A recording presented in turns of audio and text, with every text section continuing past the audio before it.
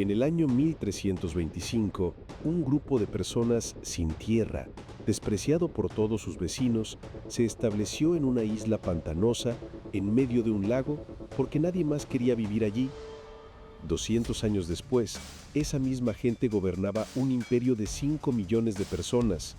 Había construido una de las ciudades más grandes del planeta y sería derrotada no principalmente por las armas de acero de sus enemigos, sino por un virus invisible que llegó semanas antes que los propios invasores. Esta es la historia completa del Imperio Azteca. Los mexicas, como se llamaban a sí mismos, construyeron en menos de 2 siglos una de las civilizaciones más sofisticadas de la historia humana, una capital de 200,000 habitantes con agua corriente, educación obligatoria para todos los niños, un sistema legal con tribunales de apelación y jardines flotantes que todavía se cultivan hoy en México. También practicaron el sacrificio humano a una escala que sigue debatiéndose entre los historiadores. Fueron, al mismo tiempo, extraordinariamente sofisticados y extraordinariamente brutales. Y entender cómo esas dos realidades coexistieron es una de las claves para entender quiénes eran realmente.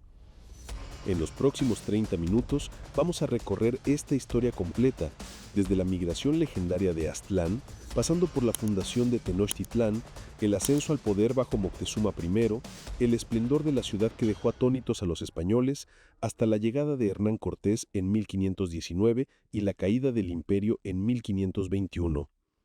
Empecemos por el principio, una migración de más de 100 años que ningún otro pueblo de Mesoamérica quiso presenciar de cerca. Los mexicas contaban su propia historia como un largo peregrinaje.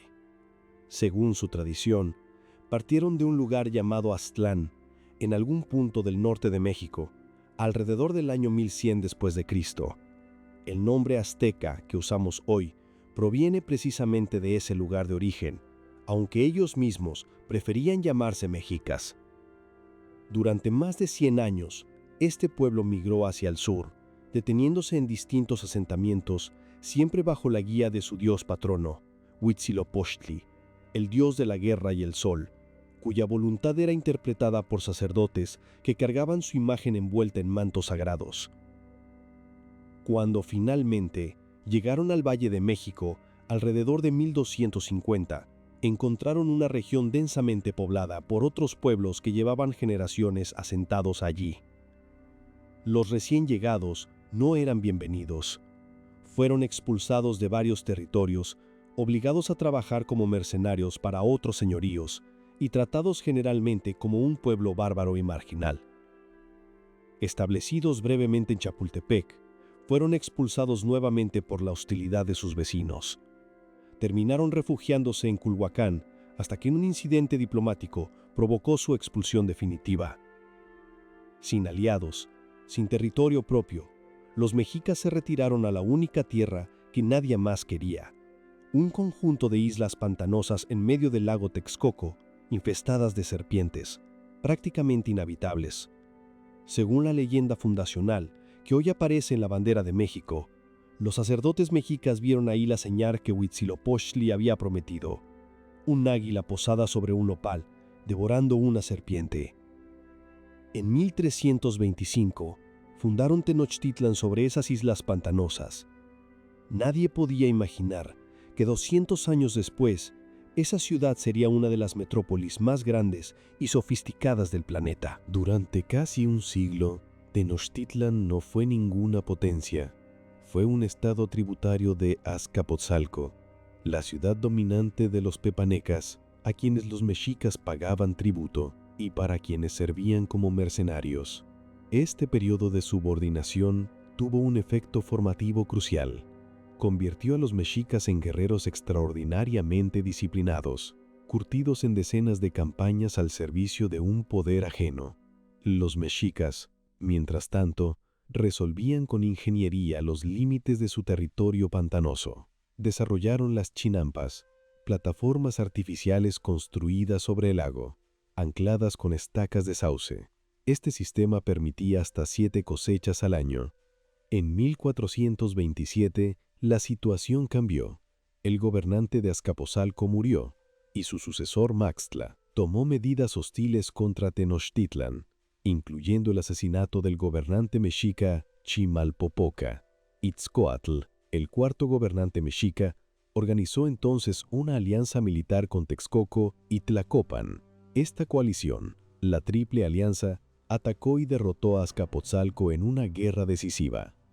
La victoria transformó completamente el equilibrio de poder en el Valle de México. Itzcoatl estableció las bases institucionales de lo que se convertiría en el Imperio Azteca. Su sucesor, Moctezuma Ilhuicamina, Moctezuma I, asumió el poder en 1440 y llevaría la expansión territorial a una escala completamente nueva. Moctezuma I gobernó de 1440 a 1469, y su reinado marcó el momento en que el Estado mexica se convirtió en un imperio propiamente dicho. Bajo su mando, los ejércitos de la Triple Alianza se expandieron hacia el sur, conquistando el Valle de Oaxaca y hacia el este, alcanzando las costas del Golfo de México.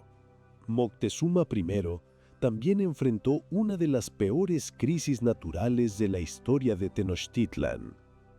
En 1452, una inundación catastrófica destruyó gran parte de la ciudad, seguida de sequías severas y hambrunas. La respuesta del Estado mexica incluyó un aumento significativo en la frecuencia de los sacrificios humanos. Fue durante este periodo que se consolidó el sistema de gobierno del imperio. Moctezuma I, junto con su consejero Tlacaelel, estableció reformas profundas. Se dice que Tlacaelel ordenó quemar buena parte de los códices históricos anteriores con el argumento de que contenían versiones inconvenientes del pasado. El sistema de tributos se formalizó. Cada provincia conquistada debía enviar bienes específicos a Tenochtitlan, supervisados por funcionarios llamados calpixque. Cuando Moctezuma I murió en 1469, dejó un imperio que se extendía desde el Golfo de México hasta el Pacífico. Sus sucesores llevarían ese imperio a su máxima expansión territorial. Cuando los soldados de Hernán Cortés vieron Tenochtitlán por primera vez, en noviembre de 1519, varios pensaron que estaban soñando. Bernal Díaz del Castillo describió que sus compañeros se preguntaban si lo que veían era real. Tenochtitlán tenía entre 200,000 y 250,000 habitantes, más grande que cualquier ciudad de España, comparable a París o Constantinopla. La ciudad estaba construida sobre una isla, conectada a tierra firme por 3 grandes calzadas elevadas. Un sistema de acueductos dobles traía agua dulce desde los manantiales de Chapultepec. En el centro ceremonial se erguía el Templo Mayor, una pirámide de 45 metros dedicada a Huitzilopochtli y Tlaloc. A su alrededor había más de 45 edificios públicos. El Palacio de Moctezuma II tenía 100 habitaciones, cada una con su propio baño. El complejo incluía 2 zoológicos, un jardín botánico y un acuario con 20 estanques. El mercado de Tlatelolco recibía hasta 50,000 personas en los días de mayor actividad. Los mexicas tenían educación obligatoria para todos los niños, un sistema legal con tribunales de apelación, 2 calendarios con precisión astronómica y medicina con anestesia herbal. Esta era la civilización sofisticada que Cortés encontró, gobernada también por un sistema que dependía de un flujo constante de sacrificio humano. La religión mexica organizaba todos los aspectos de la vida, y en su centro estaba una idea aterradora. El sol necesitaba ser alimentado con sangre humana, o el mundo terminaría. Según la cosmovisión mexica, vivían en la época del quinto sol, condenado también a un colapso final a menos que los humanos proporcionaran sangre para mantener al sol en movimiento. Las estimaciones de víctimas varían enormemente entre los historiadores. Las víctimas eran principalmente prisioneros de guerra, capturados en las guerras floridas, organizadas en parte precisamente para obtener cautivos rituales. Huitzilopochtli representaba la guerra y el sol. Quetzalcóatl, la serpiente emplumada, estaba asociada con el conocimiento y la promesa de un eventual regreso. Tlaloc, dios de la lluvia, compartía honores en el templo mayor. Los sacerdotes mantenían dos calendarios en paralelo, uno solar de 365 días y uno ritual de 260. Este sistema religioso era el motor ideológico que impulsaba la expansión militar continua del imperio. Cada guerra servía tanto para obtener tributo como para alimentar el sistema religioso que legitimaba el poder del Estado. Moctezuma II asumió el trono en 1502, heredando un imperio que había alcanzado prácticamente su máxima extensión territorial. Pero el imperio tenía una debilidad estructural. No era un Estado unificado, sino una gran red de dominación basada en el tributo y el miedo. Numerosas ciudades-estado permanecían bajo dominio mexica únicamente por la fuerza. El caso más significativo era Tlaxcala, una confederación que había resistido exitosamente todos los intentos de conquista mexica durante generaciones. Los tlaxcaltecas odiaban profundamente a los mexicas. En 1517, expediciones españolas exploratorias empezaron a llegar a las costas de Yucatán procedentes de Cuba. Los informes de estos primeros contactos llegaron al gobernador español de Cuba, Diego Velázquez, quien organizó una expedición más ambiciosa al mando de Hernán Cortés. En marzo de 1519, Cortés desembarcó en las costas de Tabasco. Cuando Moctezuma II recibió las primeras noticias sobre estos extranjeros, no podía saber que estaba a punto de enfrentar la crisis más grave en la historia de su imperio. Cortés llegó al mando de apenas 500 hombres, 16 caballos y algunos cañones ligeros. Frente a un imperio que podría movilizar decenas de miles de guerreros, esto debería haber sido una fuerza insignificante. Su primera decisión fue fundar Veracruz, liberándose de la autoridad del gobernador de Cuba. Su segunda decisión, más crucial, fue buscar alianzas con los enemigos internos del imperio mexica. Al llegar a territorio totonaca, Cortés descubrió el resentimiento hacia el sistema de tributos mexica y los convenció de rebelarse. El episodio decisivo llegó con Tlaxcala. Después de varios enfrentamientos, Cortés logró convertir a sus antiguos atacantes en sus aliados más importantes. Aportarían muchos miles de guerreros, significativamente más que el propio contingente español. Es crucial entender, la conquista de Tenochtitlán no fue realizada por 500 españoles contra un imperio. Fue realizada por una coalición masiva de pueblos que odiaban el dominio mexica, utilizando a los españoles como catalizador y aportadores de tecnología militar decisiva. En noviembre de 1519, Cortés llegó a Tenochtitlán. Moctezuma decidió recibirlos pacíficamente, alojándolos con honores. Esa decisión resultaría ser un error fatal. Una vez alojado dentro de Tenochtitlán, Cortés capturó a Moctezuma II dentro de su propio palacio y lo mantuvo como rehén. Cortés tuvo que ausentarse para enfrentar una expedición rival. Dejó al mando a Pedro de Alvarado, quien ordenó atacar a nobles desarmados durante una fiesta religiosa. La masacre indignó a la población, que se levantó en armas. Cortés regresó y encontró rebelión abierta. Intentó usar a Moctezuma para calmar a la multitud. Moctezuma fue alcanzado por proyectiles de su propio pueblo y murió pocos días después. Con la ciudad hostil, los españoles intentaron una retirada nocturna cargando oro. Fueron descubiertos cruzando una calzada en lo que se llamaría la Noche Triste. Cientos murieron, muchos ahogados bajo el peso del oro. Cuitláhuac, hermano de Moctezuma, fue elegido nuevo gobernante.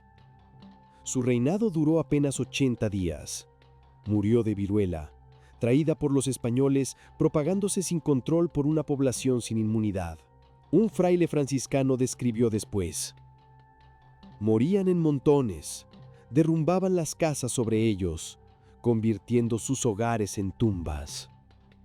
Se estima que la viruela redujo la población de Tenochtitlán en un 40% en un año. Cuauhtémoc, sobrino de Moctezuma, asumió el trono en 1520, heredando una ciudad devastada pero decidida a resistir. Sería el último tlatoani independiente de Tenochtitlan. Cortés preparó un asedio sistemático, construyendo 13 bergantines ensamblados en el lago de Texcoco, otorgando control naval decisivo. El asedio final comenzó en mayo de 1521 y se prolongó casi 3 meses. Cortés cortó el suministro de agua dulce. Los combates se libraron calle por calle, canal por canal. A medida que la ciudad caía, Cortés ordenó demoler sistemáticamente los edificios conquistados. El hambre, las enfermedades y los combates diezmaron a la población. El 13 de agosto de 1521, Cuauhtémoc fue capturado mientras intentaba escapar en canoa. Se rindió ante Cortés, y con esa rendición, el Imperio Azteca dejó de existir. Cortés fundó la Ciudad de México sobre las ruinas de Tenochtitlan, literalmente con las piedras de los templos demolidos. 500 años después, el legado mexica está presente en México de maneras que muchas veces pasan desapercibidas. El nombre del país proviene de mexica. La bandera lleva la imagen del águila con la serpiente. Ciudad de México se construyó literalmente sobre las ruinas de Tenochtitlán. El náhuatl sigue siendo hablado por 1,5 millones de personas. Palabras como chocolate, tomate, aguacate y coyote provienen del náhuatl. Las chinampas todavía se utilizan hoy en Xochimilco.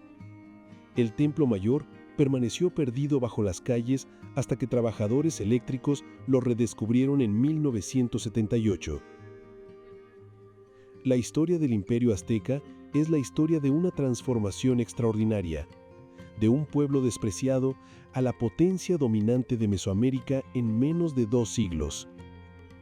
Y es también la historia de cómo esa misma complejidad se combinó para provocar uno de los colapsos civilizacionales más rápidos de la historia humana. Gracias por acompañarnos. Si te interesó esta historia, explora los demás documentales de este canal. Suscríbete y activa la campanita. Hasta la próxima.